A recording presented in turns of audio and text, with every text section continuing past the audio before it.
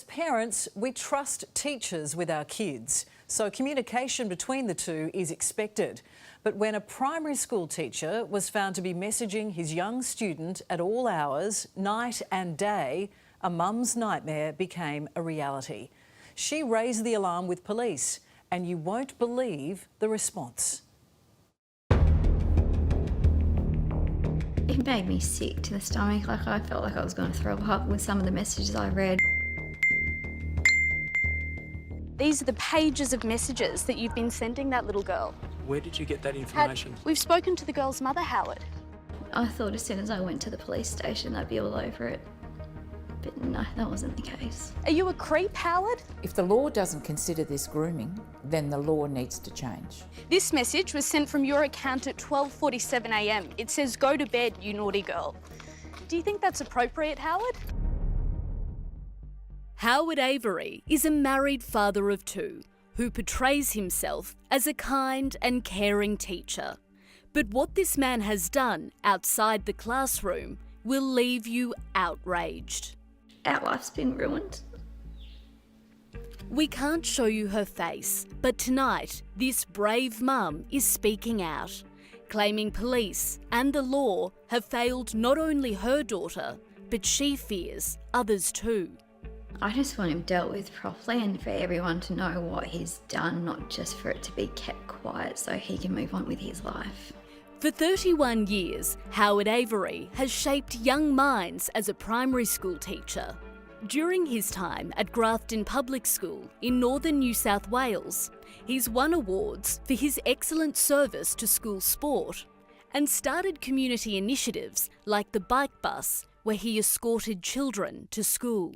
It's something that we started a couple of years ago to supervise children one day a week. I just thought he was a normal teacher, like every other teacher that just wants the kids to do their best in school.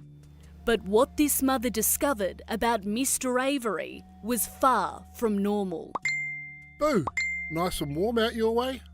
These were the seemingly innocent Facebook messages she discovered on her 12-year-old daughter's phone. It took me a second to realise who it was. Once I realised, I was quite angry. And then to go back and see how many texts he actually sent was, sickening. 66 messages sent at all hours of the day and night over the course of 6 months from 54-year-old Howard Avery's account to her daughter, who just graduated from Year 6. I could teach you how to dance. I'm hopeless at dancing. Same. I've got 3 left feet. Put together with your 2 right, we'd make a mess. At first it was just getting her comfortable, seeing how she was going, but then the messages started late at night, like 8 o'clock, 10 o'clock, past midnight. Go to bed, you naughty girl. Sorry, I'm just helping a friend out. Love your caring nature. As the messages continue, they go from sick to scary. You don't want me to send you to the naughty corner, do you? No, I'm asleep. I'll tickle you. That's scary. That was sexual. Very sexual. Calling her daughter beautiful and referring to her as my young lady, Howard even sends a message saying, Please don't be worried. I'm not a creepy guy. Your stomach must have just dropped reading through some of those messages. I was angry, like any parent would be. What sort of man that age messages a 12-year-old girl? I just can't fathom what goes through someone's head to be able to do that.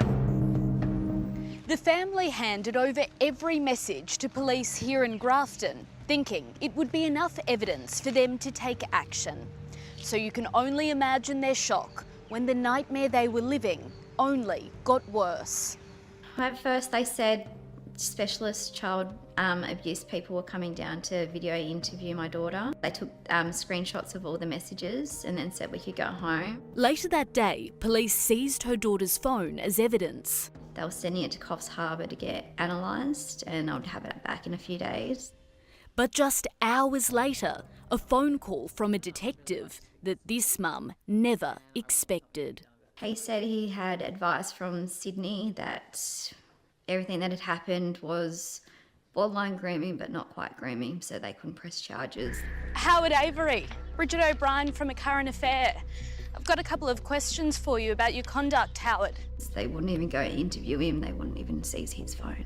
Can you explain to me as a primary school teacher why you've been contacting a 12-year-old student after midnight? I have nothing to say to you. These are the pages of messages that you've been sending that little girl. Where did you get that information? We've spoken to the girl's mother, Howard. How do you explain these messages? I am not going to respond to you at all. Howard Avery has absolutely 100% acted in a predatory manner, in a creepy manner, and he acknowledges that himself by raising it himself, that he knows this isn't the right thing to do. Child safety reformist Hetty Johnston has a very different opinion to police. There is no doubt in my mind that what has happened here is without doubt grooming. But in New South Wales, where Howard Avery was investigated, the government defines grooming as engaging in conduct with the intention of making it easier to procure the child for unlawful sexual activity, and carries a maximum prison sentence of 12 years if the child is under the age of 14. Because there was no meetings or nothing sexual sent, then it's not grooming to them. If you didn't discover these messages, what do you think might have happened? I don't really want to think about it. I'm just onto it and caught it, and I don't really want to think about what could have happened.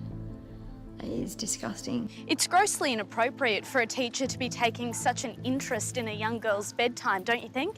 You're a father, Howard. How would you feel if a grown man was messaging your children? We know that to get a conviction, it needs to be beyond reasonable doubt. Based on that evidence, that wasn't enough. But based on that evidence, that should have triggered a warrant to get into his technology, seize it. And that should have been done straight away.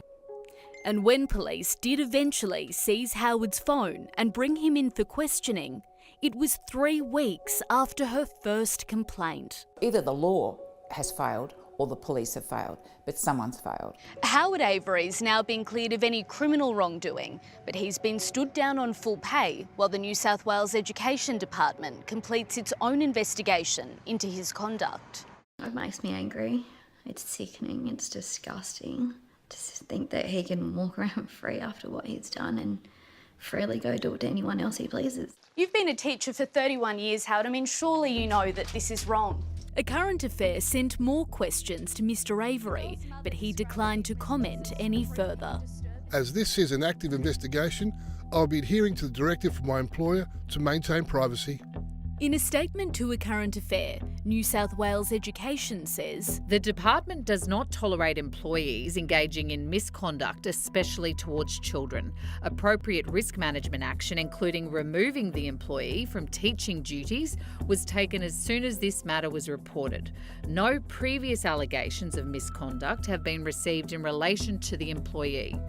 Should Howard be allowed to return to work, he'll be only metres from where the teenage girl now attends high school. I am absolutely convinced that Howard Avery poses an absolute threat to children. And Hetty believes this case highlights the urgent need for legal reform in Australia. It has to be really clear in law that when you've got that kind of evidence in front of you, and if you suspect someone of being a predator, destroying little human lives every day, then you investigate. And you need the triggers in law to be able to do that. You feel helpless, like they're meant to be the ones there to help you. And they can do nothing really when it comes to it. What would justice look like in this case for you? For him to never be around kids again. Should parents trust you around their children? And how on earth can messages like that not count under the law? We reached out to New South Wales Premier Chris Minns and Deputy Premier and Education Minister Prue Carr for an interview. Both declined. We also asked State Attorney General Michael Daly, Police Minister Yasmin Catley and New South Wales Police for an interview. They also all declined.